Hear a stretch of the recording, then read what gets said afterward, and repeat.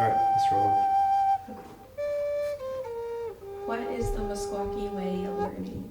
I thought I was supposed to introduce myself first. Yeah. Let's have you. All right. So go ahead. Just tell Alana like your name, your Meskwaki clan, and your job with the tribe. Are you going to ask me? What is your name? What is your profession? My name is Johnathan Buffalo. Within tribal government, I am the Historic Preservation Director. I have been in that position since 1993 and getting ready to retire. And I was born on the settlement and raised on the settlement other than going to college. And my clan is bear, but I'm also in fish because I have a fish clan name, and it's Kishkinanos. And literal translation means half buffalo. That's the literal translation. But like most Indian names, the meaning is it's a mer buffalo. It's a fish that has it's a buffalo that has a fish tail. And that's my name. What is the Meskwaki way of learning? Well, the Meskwaki way of learning was a lifelong process where it began with your parents, then your extended family, like grandparents, aunts, and uncles. Then you graduated to the clan system, and then the tribe. Anybody and everybody could teach you in the tribe. And it taught you your language, your history, your culture, and everything you needed to know from making tools, knowing what plants to eat, and how to make a wikya, how to do everything in life that you needed to do to be a well-functioning Meskwaki man or woman. It made you, what is that word? Cultural relevancy. You were relevant to your culture. The trouble came when some Spanish from some guy got lost named Columbus. And voila, we got discovered. So they come, Europeans come, the Spanish, then the French, then the English, and they meet indigenous peoples. And in their effort to educate and convert us is the beginning of when we learned of their educational system, which was Christian-based. It wasn't education as we know it today. So, and we've always had problems with that because the tribe learned that education, white man's education, was conversion and targeting the children. And that's been the problem with this tribe having an anti-education reputation. We knew, the tribe knew, that it was being used to convert the children. And the education wasn't worth anything because it was just the females were being taught to be domestics. The males were being taught how to be laborers.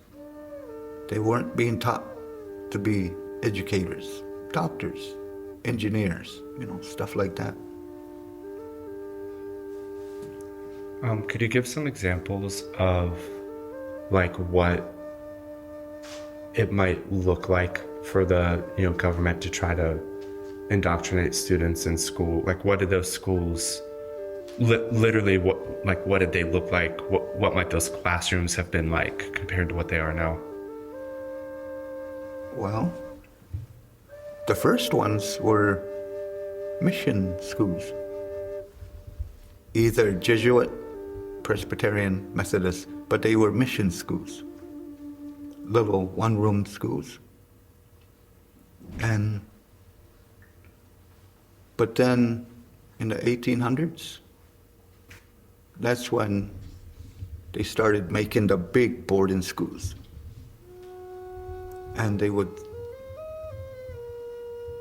just like here, in 1875, they built a small government school. It wasn't a mission school. It was a regular government school. But the tribe having a summer-winter lifestyle, half of the year there were no children here.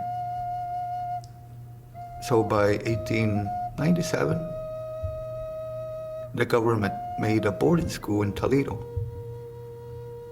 And that's where the kids would stay. So the tribe, by 1901, the tribe went to federal court. And they won the case where they couldn't force Indian kids to go to the boarding school.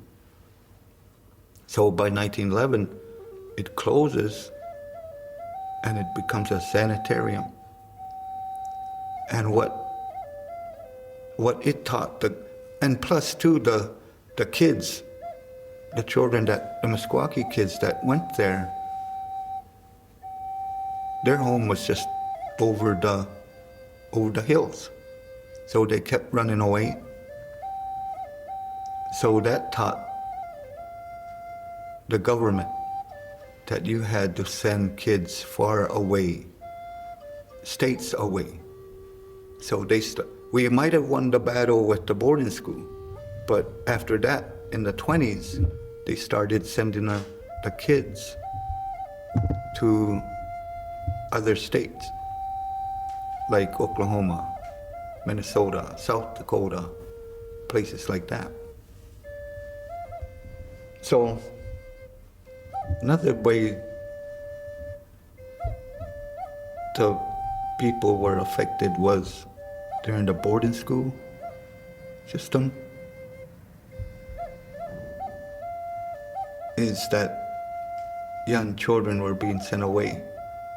And even if it's a couple years, it's a couple years less than what they could learn.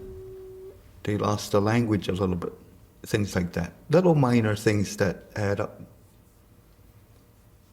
But the biggest thing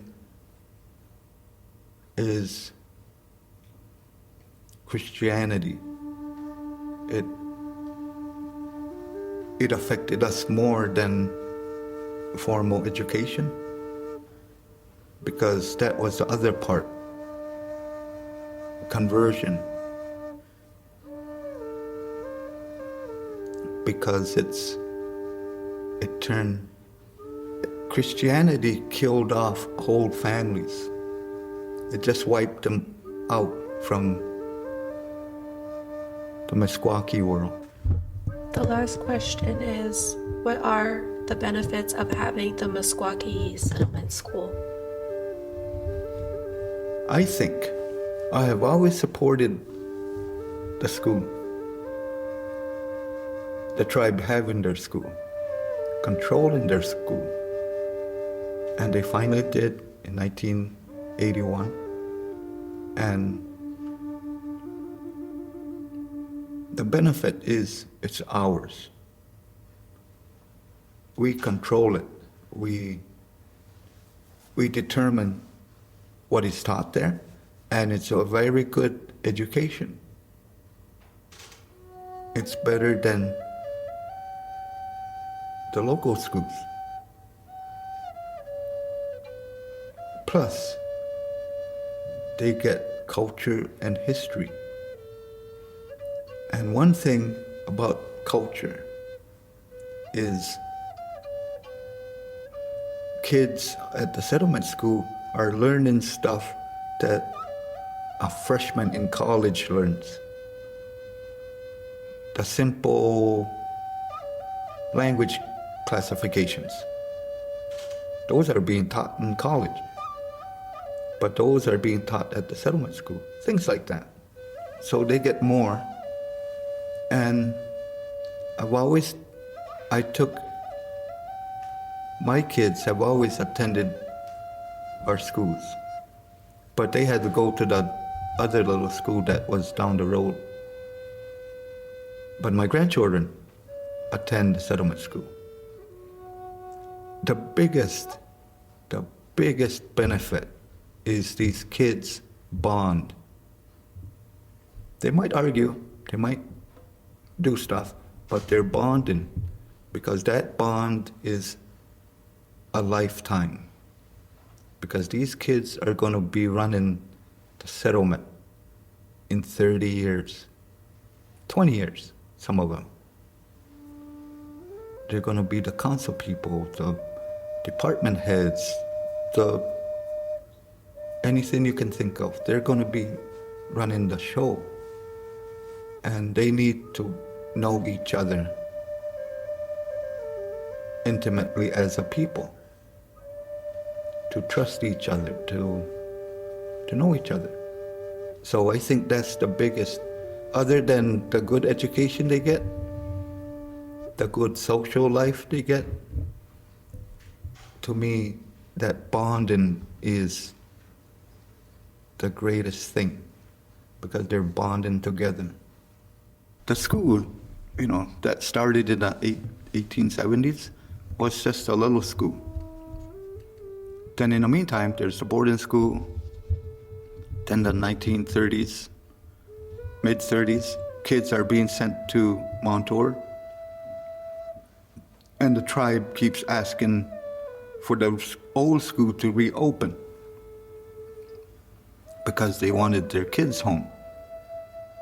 So that finally happened a couple years later. Then in the meantime, the Reorganization Act is done, and the tribes adopts the Constitution. And one of the benefits was they would get a bigger school that ran to 8th grade. And that went on. But then the government started removing classes. First they took the 8th, the 7th, the 6th, the 5th, and the 4th. And that just left 1, 2, and 3. And it was barely open. South Tama got a contract to run it. But the tribe, even in the 1930s, the tribe wanted their own school.